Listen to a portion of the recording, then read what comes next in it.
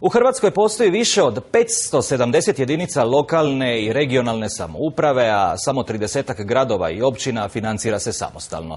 Svi ostali sufinanciraju se iz državnog proračuna. Iako su se i lijevi i desni bili na vlasti ili u oporbi, a ponajprije uoči izbora, tko zna koliko puta zaklinjali da će provesti teritorijalni preustroj, od toga ništa. Do političkog konsenzusa trnovit je put. Treba li Hrvatska smanjiti broj županija, gradova i općina? Iako se taj potez najavljivao kao neizbježan, čini se da od njega neće biti ništa. Vlada prema svemu sudeći nema namjeru ulaziti u taj očito prevelik posao. Nešto preko 100.000 ljudi je na ovaj ili onaj način vezano uz postojeći sustav lokalne samouprave.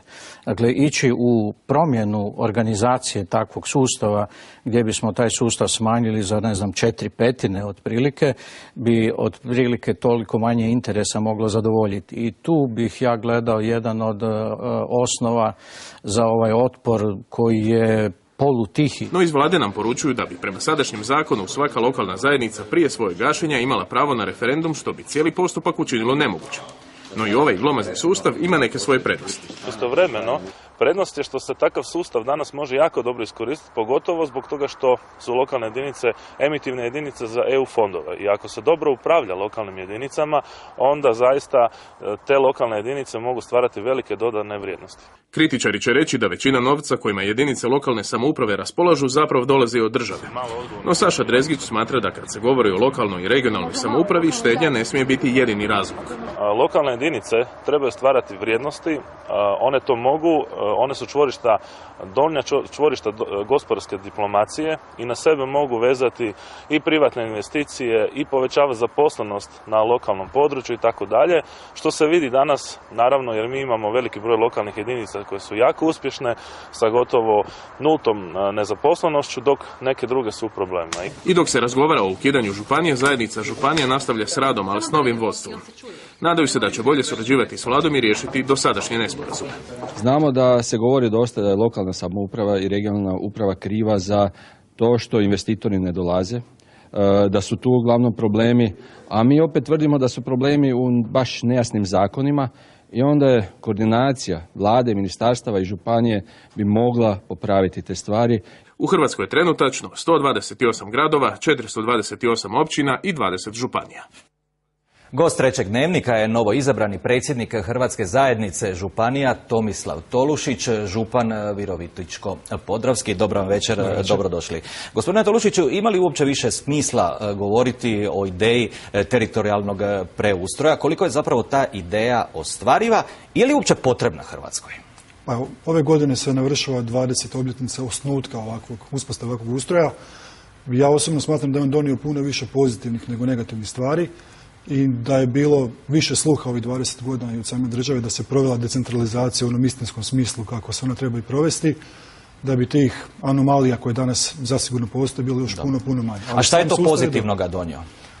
Pa prije svega sve se te jedinice lokalne samouprave, a pogotovo regionalne, razvile, uložilo se iznimno puno toga u infrastrukturu, približio se sustav građanima i mislim da se to vidi praktički u svakoj općini, u svakom gradu i u svakoj županiji. Zašto mislite, zar ne mislite, da se ne bi ostvarile određene uštede da dođe do određenog teritorijalnog preustroja? Ako se ne varam, i Danska je prije određeni broj godina ušla u to i na taj način je stekla uštede. Imate niz primjera u EU koji imaju puno više ili puno manje jedinice lokalne samouprave, naravno ovisno o političkom sustavu i političkoj volji samih onih koji vlast provode. Ali ja ću reći primjer Virovitičko-podravske županije koja ima 40 zaposleni i ukupno troši nešto manje od 4% proračuna na plaće svojih zaposlenika. Mislim da je to racionalno, a tako se ponašaju praktički sve hrvatske županije. Složit ćete se da na desetke tisuća ljudi radi u lokalnoj upravi. Znamo svi da im se broj drastično povećava nakon svakih lokalnih izbora. HDZ je dulje na vlasti od SDP-a. Koliku odgovornost za to stalno povećanje broja zaposlenih snosi vaša stranka? Naravno, ne amnestira ni SDP od toga. Ono kao što sam i rekao, postoji puno loših, ali i puno dobrih primjera. Ja ću opet se vratiti na hrvatske županije. Znači, u svih 20 hrvatskih županija ukupno radi nešto više od 2000 zaposlenika i oni vode brigu o 4,5 milijuna stanovnika ove države. Naravno da ima slučajeva koji su loši i koji su za sankciju, ali zato su... Dobro, ali evo, vi koji cijelo to vrijeme sada rješavaju. govorite, po vašem mišljenju, o tim nekakvim pozitivnim stvarima. Dajte mi ono što je loše. Što mislite da je loše? Pa loše je činjenica da ima upravo ovih stvari koje ste vi rekli, da ima općina i gradova koji imaju prekomjerno zaposlene ljude koji ne odrađuju svoj posao kako treba. Ali opet kažem, tu su birači koji takve općinu, takvo vodstvo tih općina ili gradova ili županija u konačnici kažnjavaju. I na kraju vrlo kratko, ako se ne varam, tražite sastanak s premijerom Milanovićem. Do sada niste baš bili u dobroj komunikaciji. Što mu želite kazati? Pa ja bih htio ovim putem napomenuti da su u biti najbitnije institucije u ovoj državi zapravo hrvatske županije. Školstvo, zdravstvo, socijalna skrb, prostorno uređenje, legalizacija, ono što je najbitnije, EU fondovi, svi se odrađuju preko hrvatskih županija i samo želimo partnerski odnos sa hrvatskom vladom. Ništa više. Pratit ćemo ako dođe do toga sastanka. Hvala vam što ste bili gost Trećeg Dnevnika.